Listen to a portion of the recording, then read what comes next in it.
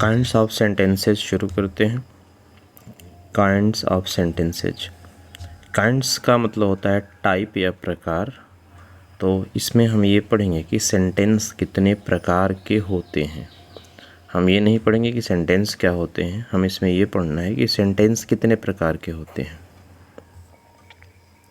चलिए शुरू करते हैं आगे। We use words to express our thoughts whether in speech or in writing. Usually we use these words in groups. However, any combination of words will not always make sense.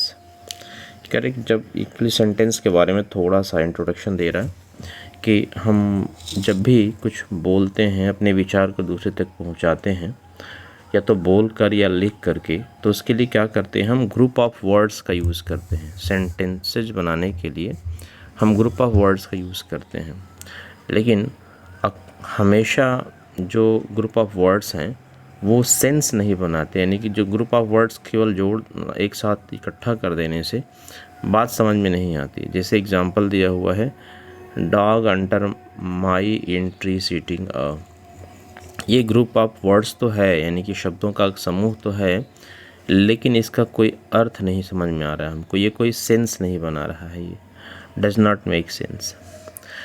However we can recognize the same group of words so that it carries some meaning. लेकिन इसी group of words को अगर हम ठीक ढंग से लगा दें, सही तरीके से लगा दें, तो इसका हमें अर्थ समझ में आने लगता है। जैसे इसी को लगाया तो बन गया my dog is sitting under a tree. मेरा कुत्ता पेड़ के नीचे बैठा है। अब इसका सेंस हो गया, यानी इसका मतलब समझ में आने लगा। इसका मतलब ये है कि सेंटेंस एक ग्रुप ऑफ वर्ड्स तो है, लेकिन उसको इस तरीके से ढंग से लगाया होना चाहिए ताकि वो हमें कोई मीनिंग समझा सके, कोई अपना मतलब बता सके। इस तरीके से डेफिनेशन क्या बनता है सेंटेंस का। देयरफॉर यहाँ से डेफिनेशन है, a sentence is a group of words which makes sense. Sentence her group of words को नहीं कहेंगे, बल्कि ऐसे ग्रुप ऑफ वर्ड्स को कहेंगे जो सेंस बनाता हो, या आप इसमें जोड़ लीजिए कि कंप्लीट सेंस बनाता हो। ठीक है, कंप्लीट सेंस बनाता हो उसको सेंटेंस कहते हैं। यानी कि ऐसा ग्रुप ऑफ वर्ड्स जिससे कंप्लीट सेंस बने उसको सेंटेंस कहते हैं। तो एक लाइन में ऐसे कह सकते हैं, a group of words that makes a complete sentence is called a sentence. All sentences begin with a capital letter. ये पंक्चुएशन का रूल है कि जितने भी सेंटेंसेस हैं, जब वो सेंटेंस शुरू होंगे तो जिस भी वर्ड से शुरू होंगे उस वर्ड का पहला लेटर हमेशा कैपिटल लिखा जाएगा। अब नीचे बात करना शुरू करता है टाइप्स ऑफ सेंटेंसेस की। There are 4 kinds of sentences. अब काइंड्स ऑफ सेंटेंसेज ये किस बेस पे हैं, तो आप जान लीजिए ये सेंस के आधार पे, ठीक है, यानी भाव के या अर्थ के आधार पे, या कह सकते हैं पर्पज़ के आधार पे। कई बार इसको पर्पज़ भी कहते हैं, कई बार इसको सेंस भी कहते हैं। यानी कि जिस तरीके का वो हमें अर्थ देगा, जिस तरीके का भाव देगा, उसके आधार पे सेंटेंसेस 4 तरह के होते हैं। पहला है असर्टिव सेंटेंस, दूसरा इम्पेरेटिव, तीसरा इंटरोगेटिव और चौथा एक्सक्लेमेटरी सेंटेंस। इन चारों को हम बारी बारी से देखेंगे कि क्या है, कैसे हैं, काम करते हैं। First number assertive sentence. Assertive जो बना है ना, एक शब्द होता है ASSERT, असर्ट। असर्ट से बना हुआ है। असर्ट का मतलब होता है किसी चीज़ को सुनिश्चित करना, निश्चित करके बताना या समझाना। कोई भी निश्चित करने को असर्ट करना कहते हैं। तो असर्टिव सेंटेंस क्या करता है, सिंपली स्टेट समथिंग। ये क्या करता है, सिंपली किसी चीज़ के बारे में बताता है हमें। सिंपली बताने का मतलब होता है कि किसी चीज़ के होने या न होने के बारे में बताता है। Assertive sentences are also known as declarative sentence. इसी असर्टिव सेंटेंस का एक दूसरा नाम है डिक्लेरेटिव सेंटेंस। डिक्लेरेटिव सेंटेंस क्या है, डिक्लेयर से बना है, DECLARE, डिक्लेयर। डिक्लेयर मतलब क्या होता है, किसी चीज़ के बारे में कोई चीज़ की घोषणा कर देना, बता देना कि देखो ये बात है या फिर ये बात नहीं है। तो इसी का नाम, इसीलिए इसका नाम एक डिक्लेरेटिव सेंटेंस भी है। ये जो असर्टिव सेंटेंस है या डिक्लेरेटिव सेंटेंस है, ये दो पार्ट इसके होते हैं। एक तो होता है पॉजिटिव, POSITIVE, और दूसरा होता है इसका निगेटिव। यानी ये पॉजिटिव और निगेटिव दोनों को मिला करके बनता है असर्टिव या डिक्लेरेटिव। पॉजिटिव को कई बार अफर्मेटिव भी कहते हैं, AFFIRMATIVE, अफर्मेटिव भी कहते हैं। तो ये नाम आप याद रखिए, ये काम आएगा आपके। Every assertive sentence ends with a full stop. अब असर्टिव सेंटेंस की पहचान क्या है? देख करके अगर लिखा हुआ है तो बिना पढ़े कैसे पहचानेंगे? तो पहला कि सेंटेंस का पहला लेटर कैपिटल होगा और ये सब्जेक्ट से शुरू होगा और लास्ट में इसके फुल स्टॉप लगा होगा। तो एक बार क्विक रिवीजन इसका कर लें। सेंटेंस जो असर्टिव है, एक नाम इसका असर्टिव है, दूसरा नाम इसका डिक्लेरेटिव है। इसमें पॉजिटिव और निगेटिव दोनों तरह के सेंटेंस आते हैं। पॉजिटिव सेंटेंस को अफर्मेटिव भी कहते हैं और ये हमेशा फुल स्टॉप पे एंडिंग होती है इसकी, यानी कि इसके जब लास्ट में जब सेंटेंस ख़त्म होता है तो फुल स्टॉप लगाते हैं। एग्जाम्पल है I will go to school tomorrow, और सेकेंड है I always speak the truth. ये दोनों ही असर्टिव सेंटेंस की एग्जाम्पल है। अब आते हैं next imperative sentence. Imperative sentence make requests और गिव कमांड्स और एंड एडवाइस। ऐसे सेंटेंस जो रिक्वेस्ट करने के लिए, आदेश, कमांड यानी आदेश देने के लिए, एडवाइस यानी सलाह देने के लिए इस्तेमाल होते हैं, उनको इम्पेरेटिव सेंटेंस कहते हैं। ठीक है, जैसे ये पहला वाला रिक्वेस्ट है, please pass me that book.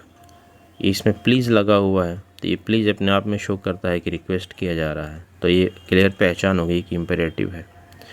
Leave the room immediately, ये कमांड है, आदेश है। लीव द रूम इमीडिएटली, इसकी पहचान क्या है? देखिए, अगर लिखा हो तो ये या तो रिक्वेस्ट होगा तो प्लीज़ या काइंडली से शुरू होगा, और नहीं तो क्या होगा, ये हमेशा वर्ब से शुरू होगा। देखिए ये लीव जो है ये वर्ब से शुरू हुआ है। इसमें सब्जेक्ट इसका होता है यू, जो छुपा रहता है, दिखाई नहीं देता। तो ये लीव से शुरू हुआ है और फुल स्टॉप पे ख़त्म है, तो इसकी पहचान है, ये इम्पेरेटिव सेंटेंस है। तो पहले में रिक्वेस्ट है, दूसरे में कमांड है यानी आदेश है, और तीसरे में एडवाइस है। You should leave early and reach the examination hall on time. अब इसमें देखिए यू शुड लीव लिखा हुआ है, तो ये लिखा हुआ है पूरा असर्टिव सेंटेंस के फॉर्म में, जबकि अगर इसको प्योरली इम्पेरेटिव के फॉर्म में लिखना था तो इसको लिखना चाहिए था, यहाँ से यू शुड को हटा देना चाहिए था। ये इतना यू शुड को हटा के, ये वाला हटा के लिखना चाहिए था leave early and reach the examination hall on time. तो ये पूरा इम्पेरेटिव के फॉर्म में होता, यहाँ से leave early and reach the examination hall on time. क्योंकि यू शुड लगा देंगे तो वो इस पूरा असर्टिव का रूप ले लेगा। इम्पेरेटिव सेंटेंस या तो प्लीज़ काइंडली से शुरू होता है या ये सीधे सीधे वर्ब से शुरू होता है। अब ये जो लिखा हुआ है बॉक्स में, इसको पढ़ लेते हैं।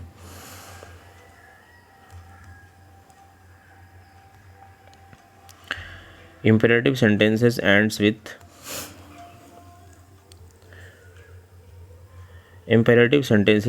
with a full stop, or but they also end with an exclamation mark if the command is forceful। ये कह रहा है कि इम्पेरेटिव सेंटेंस नॉर्मली तो ख़त्म होते हैं फुल स्टॉप पे, फुल स्टॉप लगाया जाता है, लेकिन वो एक्सक्लेमेशन मार्क पे भी ख़त्म हो सकते हैं। और ये कंडीशन तब आती है जब जो कमांड वगैरह है या बहुत जो इमोशन है उसमें वो बहुत ज़्यादा स्ट्रांग हो, पावरफुल हो, फोर्सफुल हो, तब उसके लास्ट में फुल स्टॉप की जगह हम क्वेश्चन ये एक्सक्लेमेशन मार्क भी लगा सकते हैं। जैसे एग्जांपल है गेट आउट, एकदम भाग जाओ, यहाँ से बाहर निकल जाओ। मूव आउट ऑफ माई वे, मेरे रास्ते से हट जाओ। एकदम आदमी ज़ोर से चिल्ला करके बोलता है गुस्से में, इस तरीके से। तो जब इमोशन बहुत स्ट्रांग हो तो एक्सक्लेमेशन मार्क भी लगा सकते हैं, या आदेश बहुत ज़्यादा स्ट्रांग हो तो उस स्ट्रांगनेस को दिखाने के लिए। अब बात करते हैं इंटरोगेटिव सेंटेंस की। Interrogative sentence ask questions. Interrogative sentence क्या करते हैं, सवाल पूछते हैं, यानी कि सवाल पूछने के लिए जिन सेंटेंस का इस्तेमाल करते हैं उसे इंटरोगेटिव सेंटेंस कहते हैं। Every interrogative sentence ends with a question mark. और इंटरोगेटिव सेंटेंस के लास्ट में ये ज़रूरी है कि क्वेश्चन मार्क लगाया ही जाए। क्वेश्चन मार्क अगर नहीं लगा है तो उसे सेंटेंस को में गलती मानी जाती है, वो लगाना ही पड़ता है। ये सवाल पूछने के लिए या कहें कि इन्फॉर्मेशन लेने के लिए किया जाता है। इन सेंटेंस का प्रयोग एग्जांपल है, when will you return home, आप घर कब आओगे। Why can't I leave now, मैं अभी क्यों नहीं जा सकता। तो ये इंटरोगेटिव सेंटेंस के एग्जांपल्स हैं। इंटरोगेटिव सेंटेंस आपको दो तरह के मिलेंगे। एक तो ये वाला, जैसे देखिए ये क्वेश्चन वर्ड से शुरू हुआ है, इसको WH टाइप का WH टाइप का इंटरोगेटिव कहते हैं। और यानी इसमें जब आप इस क्वेश्चन का आंसर देते हैं when will you return home, तो आपको पूरा इस व्हेन का जवाब देना पड़ता है कि आप कब आ रहे हैं, समय बताना पड़ता है। एक सेंटेंस आपको बोलना पड़ता है या लिखना पड़ता है। एक दूसरा होता है, अगर इसी में व्हेन को हटा दें, इस व्हेन को हटा दें केवल हम, तो ये बन जाएगा विल यू रिटर्न होम।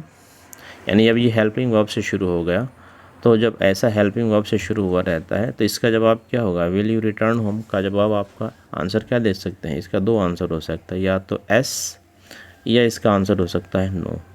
तो चूँकि इसका आंसर येस और नो होता है, इसलिए इसको एस और नो टाइप इंट्रोगेटिव कहते हैं। और ये एस और नो टाइप इंट्रोगेटिव जो होते हैं वो हेल्पिंग वर्ब से शुरू होते हैं हमेशा। तो दो तरह के इंट्रोगेटिव, एक और आएगा क्वेश्चन टाइप, शायद आगे मिलेगा तो पढ़ा देंगे उसको। अब बढ़ते हैं आगे इसके exclamatory sentences.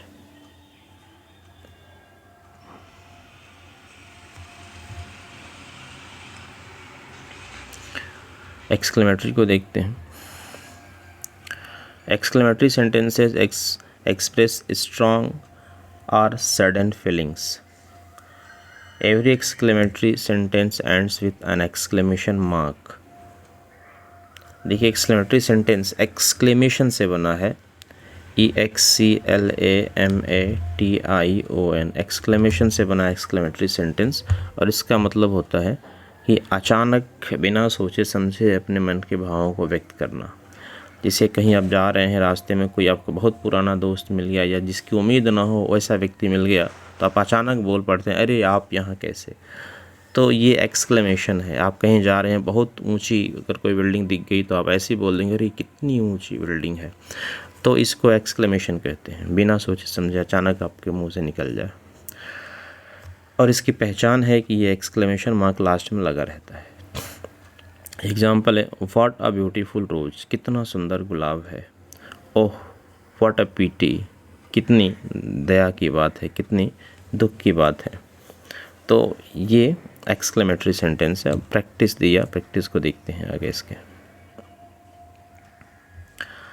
State whether these sentences are assertive. Assertive है तो कैपिटल ए लिखना है, इम्पेरेटिव कैपिटल आई लिखना है, एक्सक्लेमेटरी है तो कैपिटल ए लिखना है, और इंट्रोगेटिव है तो कैपिटल आई स्मॉल यानी IN लिखना है। यानी कि इन सेंटेंसेस को पढ़ना है और देखना है कि किस टाइप के हैं। जिस टाइप के हैं वो टाइप्स के आगे यहाँ लिख देना है, गिवन प्लेस जो यहाँ प्लेस दिया हुआ है इसमें लिख देना है। देखते हैं पहले आप इसको वीडियो को पॉज करके एक बार सॉल्व करिए, फिर मैं बाद में इसको ऑन करके मैच करा लीजिएगा। इज इट टू अर्ली, देखिए शुरू हुआ है ये हेल्पिंग वर्ब से और क्वेश्चन मार्क लगा है, तो पूरा पढ़ने की ज़रूरत नहीं, सीधा लिख दीजिए IN, ये इंटरोगेटिव है। दूसरा स्टॉप प्लेइंग, ये क्या है, वर्ब से शुरू हुआ है, फुल स्टॉप पेंडिंग है, बिना पढ़े आप लिख सकते हैं, ये इम्पेरेटिव है, कैपिटल I। थर्ड है I will be able to return tomorrow, ये सीधा सीधा असर्टिव है, इसमें कोई लफड़ा नहीं है। व्हाट से शुरू है और यहाँ एक्सक्लेमेशन मार्क पे ख़त्म है, तो सीधा समझ में आ गया ये एक्सक्लेमेटरी है। उसके बाद हाउ मैनी से शुरू है और क्वेश्चन मार्क पेंडिंग है, तो ये जाहिर सी बात है कि ये इंटरोगेटिव होगा। उसके बाद है प्लीज़ से शुरू है तो इम्पेरेटिव है, इसमें सोचने की ज़रूरत नहीं है, फुल स्टॉप पेंडिंग है तो। उसके बाद what kept you busy for so long, question mark है तो इंटरोगेटिव है, बहुत इजी है ये। आगे बढ़ते हैं, इसी में 3 और है। Alexander Graham Bell invented the telephone, ये असर्टिव है, इसमें कुछ नहीं है, सीधी बात बताई गई है। Leave the premises right now, leave से शुरू है, ये वर्ब है, फुल स्टॉप पेंडिंग है तो आप जानते हैं ये इम्पेरेटिव होगा।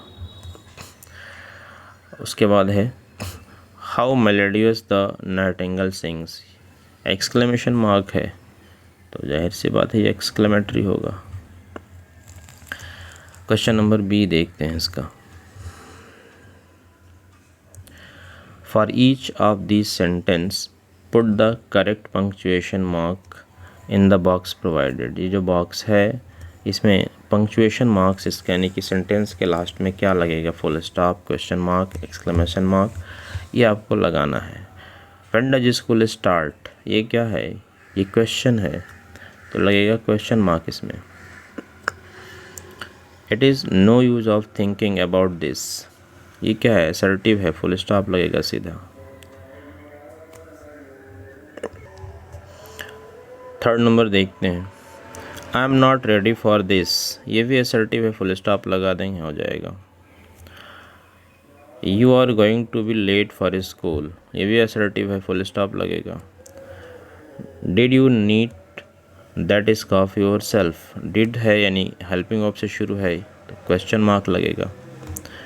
देर are 40 students in the classroom, ये भी स्टेटमेंट है केवल, असर्टिव को स्टेटमेंट भी कहते हैं तो ये भी फुल स्टॉप लगेगा।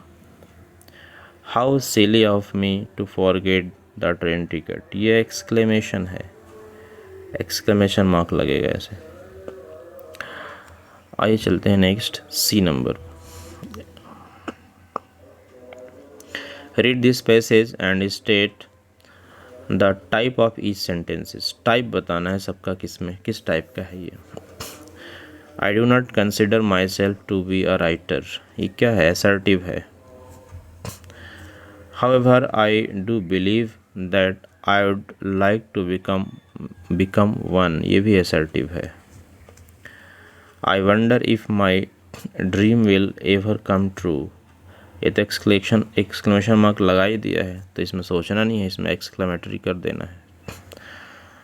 Will my short stories ever be published, question mark लगाया है तो इंटरोगेटिव है, I an interrogative.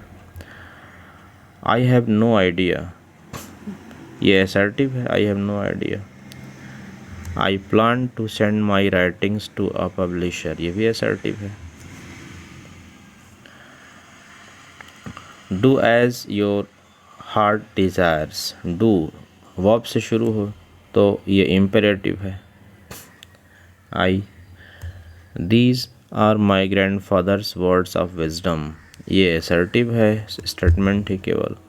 I have not forgotten any of his advice, ये भी एक असर्टिव सेंटेंस है। आते हैं लास्ट में, इसके चलते हैं डी पे, डी नहीं लास्ट में एक और होगा, यहाँ पहले डी करते हैं। फिल इन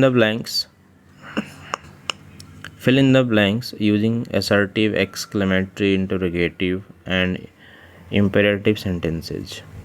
ये एक डायलॉग फॉर्म में दिया हुआ है, इस डायलॉग में जगह जगह पे चीज़ें मिस हैं और उस डायलॉग्स को आपको फिलअप करके डायलॉग को कंप्लीट करना है। तो इसमें देखिए ये पहला डायलॉग लिखा है डोनाल्ड का, फिर राघव वाला में भरना है, इसके सामने ये लिखा हुआ है कि आपको किस फॉर्म में, किस सेंटेंस के टाइप के रूप में आपको लिखना है, असर्टिव में, इसका एक्सक्लेमेटरी में, तो इस तरीके से इसे लिख करके आपको फिलअप करना है।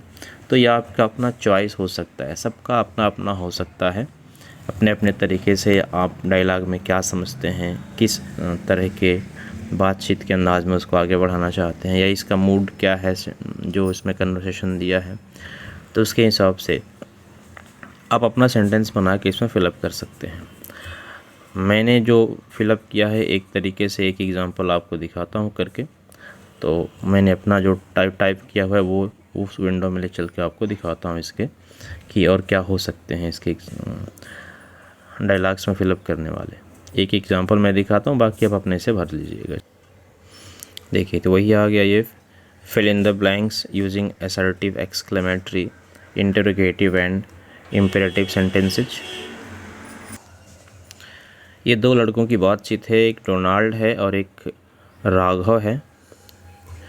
डोनाल्ड बोलता है, our taxi will not come back till evening and we are already done. Would you have been wise for us to leave to have made the taxi wait till the work was done.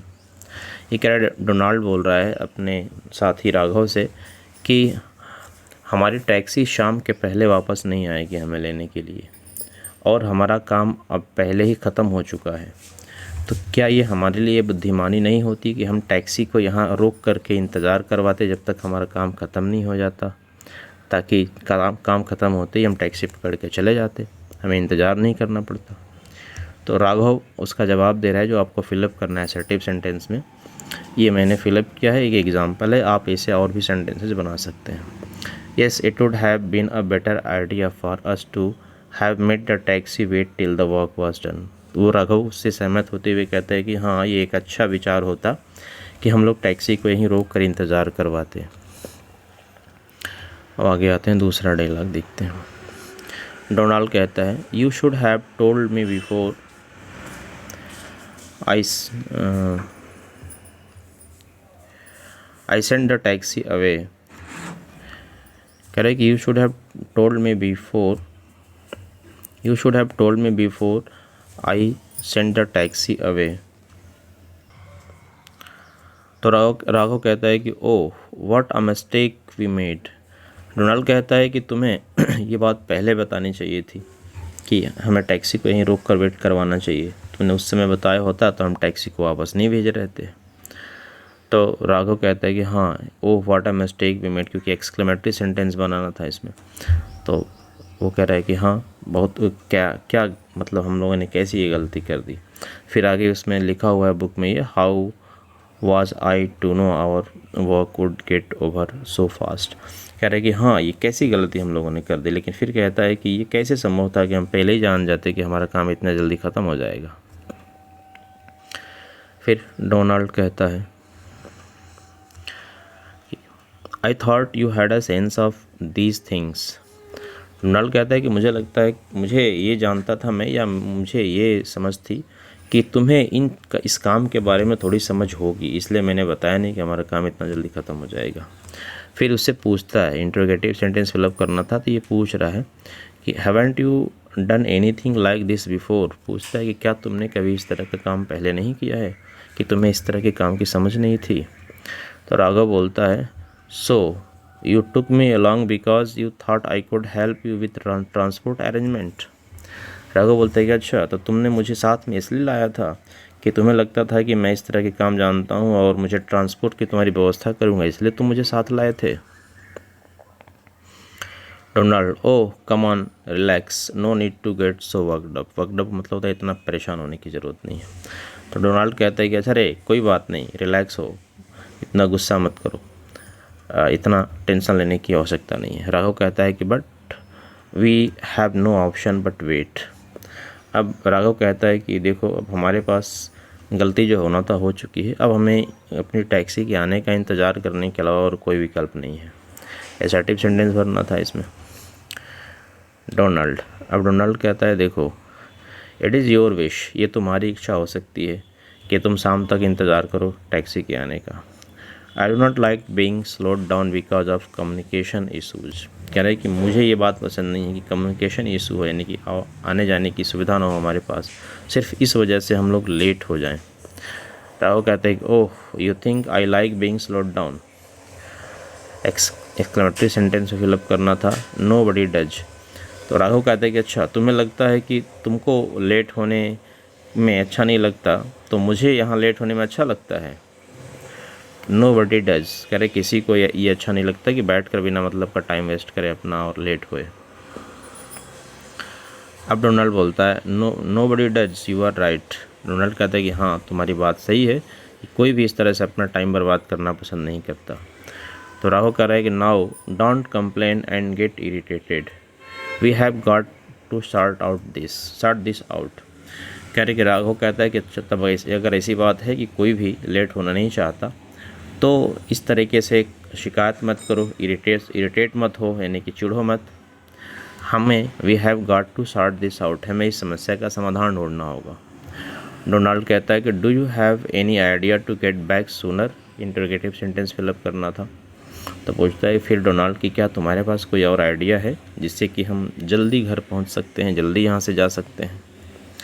Raghav बोलता है कि एक idea है, order a cab on mobile app, Ola Uber की तरह वो शायद है। कह रहा है कि तुम अपने मोबाइल ऐप से टैक्सी ऑर्डर करो, टैक्सी को बुलाओ। यानी क्या होगा, ये नॉर्मल जो उसका टैक्सी आएगी शायद उसमें खर्चा ना होता, लेकिन इस वाले में अपने पैसे से बुला के जाना पड़ेगा, ऐसा फील आ रहा है। इसमें लिखा नहीं है, ऐसा फील आ रहा है, क्योंकि आगे ये बोल रहा है कि why should I do it on your own, imperative sentence भरना था। तो कह रहे कि मैं क्यों बुलाऊँ, तुम अपने फ़ोन से बुलाओ, यानी कि पैसे तुम भरो, मैं क्यों भरूँगा पैसे, या जो भी सिचुएशन रही हो, ये तो एक इमेजिनेशन है सिर्फ। राघव बोलता है I bet you need to relax more than I do. तो राघव कहता है कि अच्छा बच्चे, मैं अपने फ़ोन से बुक करूँ, तुम नहीं करोगे। बेट कह रहा है कि मैं शर्त लगा सकता हूँ कि मुझसे ज़्यादा तुमको रिलैक्स होने की ज़रूरत है, यानी कि मुझसे ज़्यादा तुमको यहाँ से जल्दी से बाहर निकलने की घबराहट है, तो तुम बुक करो, मैं क्यों करूँ। ये शायद सेंस है इसका। तो ये एक एग्जांपल है, आप इसी तरह से और अपने सेंटेंस और अपने आइडियाज़ से इसको फिलअप कर सकते हैं। मिलते हैं नेक्स्ट वीडियो में, तब तक के लिए बाय एंड जय हिंद।